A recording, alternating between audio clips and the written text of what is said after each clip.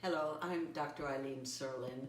I'm a psychologist and I'm a dance movement therapist from the United States, from San Francisco.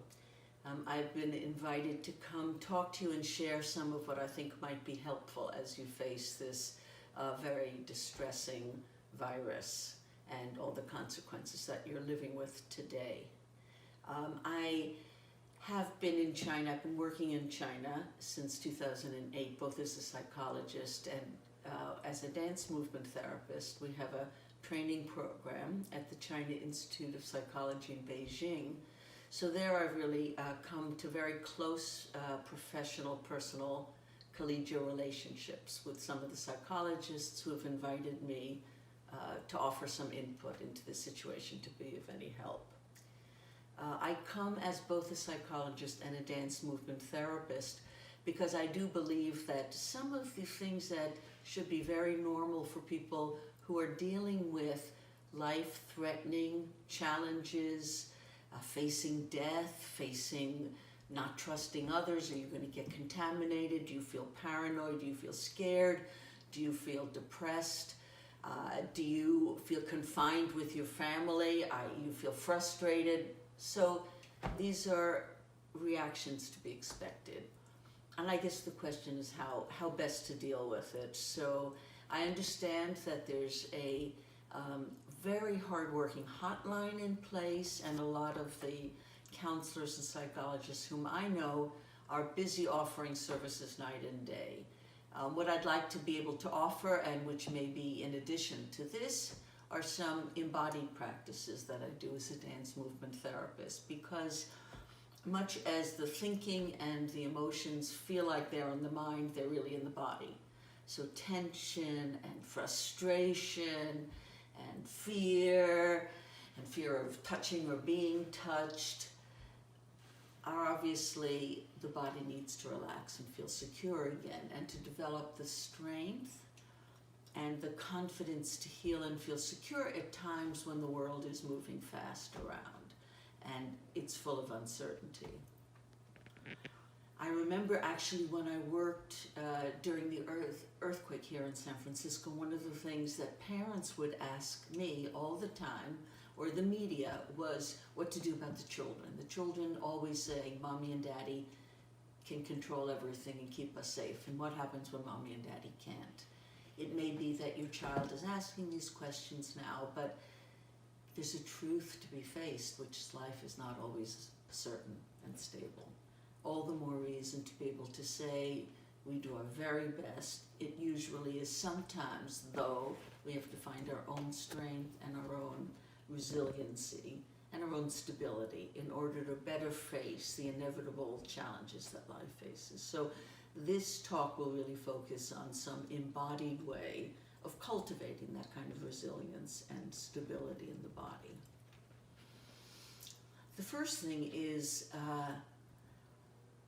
how to work with emotions. Emotions really flood us, and research shows that we're in confined spaces and we can't express our frustration or our anger or our grief. We tend to lash out at other people. So one of the things is kind of how to work with your emotions as they get unbearable. So the first thing is to find, really, instead of reacting to everybody, to each other's emotions, to find a quiet place inside that doesn't react, where you can recharge yourself. If you can't literally leave your room and you can't even close the door, how do you recharge so you can continue to cope? So the first is, I like to use the possibility of nature, which has always been helpful to us human beings to understand powerful forces. So when I think about images from nature, we've often heard sort of be still like a mountain, which is a powerful image to give you gravitas and weight, and so you can't fly around. Another one is a tree. It's used all over the world, the tree of life. It's used because it's very strong and it can weather storms. So, and here in Chinese, I've seen in China some very beautiful forests and some beautiful trees. So bringing nature inside is always a good thing if you're in an apartment. So if you want to try this guided imagery, if you want to just, wherever you're sitting for a minute, first of all, imagine that your feet are touching the ground, and from your feet, like this, you want to really feel the ground, even in an apartment. Feel the ground under you, because when we are anxious, we tend to sort of fly around and not be in control. So we want to get control back. So the first thing is to stabilize yourself, feet on the ground. Now, one way to start this imagination with the tree is to imagine that from your feet are roots growing down into the ground. Way, way down, like securing you. So feel it getting nourishment. Roots from your feet. And then you feel yourself sitting in the chair and you feel your weight. So you're giving yourself to the chair and you're letting the chair hold you up. So you don't have to use all your muscles, which when we're anxious, we tend to tighten up. And when we're scared, because fight or flight, we want to run, but we can't, so we just freeze. So how do you relax that? Well, one way is when you ground yourself, then you can let go, you can release your muscles and just let the chair hold you up, so you can let your muscles relax. Now imagine your spine is a big tree and it's very solid, and you have the tree and then you have your roots down into the ground, and maybe you have branches, but mostly you're this big tree. And as you've been there, and you've been there 100 years, you've been there hundreds of years, and it's a blue sky and there's birds, and then all of a sudden you see dark clouds on the horizon, and it's coming closer, and then you feel the winds come. But you're a tree, you're solid, and you're breathing, and you keep breathing. And then the clouds come closer and it starts raining and the winds come, and you feel your roots and you feel your tree and you keep breathing. And pretty soon the winds are going all around you and the storm's getting higher and higher, and you feel in the middle of the storm there's this nice quiet, stable place where you're watching and you're listening to the storm, but it's not carrying you away. You're stabilizing yourself. And the storm goes and goes and you're stabilizing yourself. And you're breathing, and you're breathing. And then the storm gets quieter, and you're breathing, and you keep breathing. And then the storm starts going off again, and you're breathing. And then the sun comes out, and the sky is blue, and you're breathing, and you're breathing. And you've been there, and you will be there, and you're stable, and you're part of nature, and you're not getting caught up or swept up. When you feel like you're flying around or you can't control emotions or outbursts, bring it back to this center and stable. So you're not either lashing out and hurting people, hurting yourself, taking it out in emotions. So develop that. Now there's a third way that involves even more of the body. So if you're willing, because also we need exercise if we're cooped up. So here are some simple exercises that you can try that will keep your body a little more flexible and less tense. So the first thing is, again, to stand. So if you stand, your feet should be, this is the most stable position. Feet right below your shoulders, so you have a good base of support. You don't want to topple over. You want to be stable. So the first thing you do is to stabilize yourself simply by, in ballet it's called a plie. You bend your knees and you come up. You keep all this relaxed and you just control what you can control in life, which right now is your legs. So you really concentrate on just what muscles move. Probably haven't used them in a while. So start waking up your legs, and you get, the lower you are, the more stable you are close to the earth. Okay, so you stable this part. Once you're stable, you can start stretching your upper part, because maybe you've been sitting, maybe you've been scrunched up, so begin to open up your breathing and making circles. Big breath, big breath. You can lean back and even open your heart. Big breath, big circles. Till you're breathing slow and steady.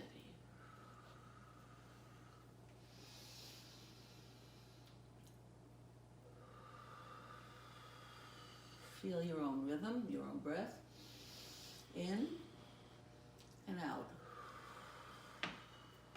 In and out. Till your body feels nice and strong. And then the next part is you've got a strong, flexible body. Now we want to create a safe space. So we're worried about viruses and germs and being touched and food and money and jobs and family, and we want to kind of, not just inside here, but we want to create a place where we feel kind of safe. So it's called a safety bubble or a safe space. And truly, so when you breathe out, we all live, and so this is as far as I can reach, that's as far as I can reach. This is my personal bubble. I live in this space here. That's mine.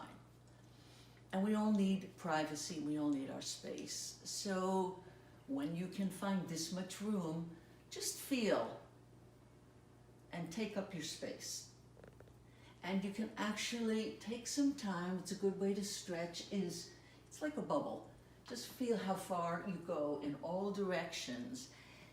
And while you're doing that, it's also a place to just get the kinks out of your body, because this is your bubble. And at this point, you have a boundary, and maybe nobody's going to come in. So you can twist and turn, you can get rid of emotions, you can get rid of frustration in this safe place, imaginary walls.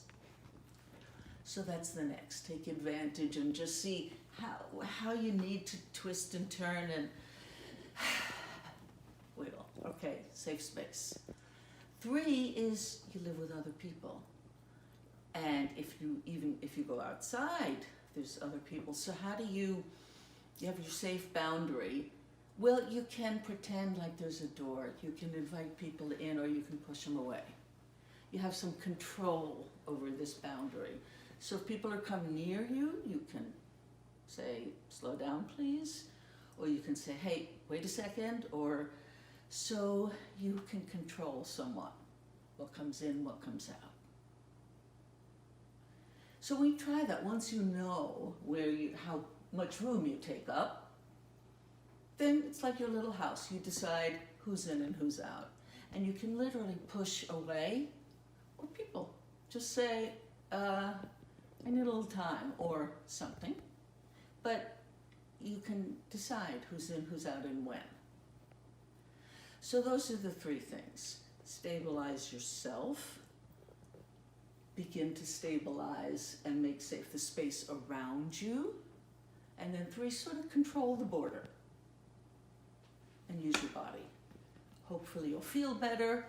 You'll get rid of emotions. You'll find your quiet, calm in the middle of any storm that comes. So I do hope this can help you. If you can, maybe a few takeaway points from this. One is not to be surprised. There are strong emotions and strong reactions that happen to being in close spaces and with such a serious threat. So expect that there's going to be emotional responses. And number 2, you also know it's going to pass. So how do you get through this time and develop your own resilience, strength, calm, and sense of feeling safe? In your body, we've learned a bit about relaxing in the body. We've learned a little bit about some imagery to use maybe in a kind of a relaxation response. We've learned about stretching the body, and we've learned about stabilizing, breathing, and establishing a sense of security, a base of security, and then a quiet place inside. With that, we also learned about establishing your boundaries, feeling safe, and you can say yes and no to people approaching you, so get back some control over your own space and your body. Develop the strength to cope with what you are already doing as best job we all can. All the best.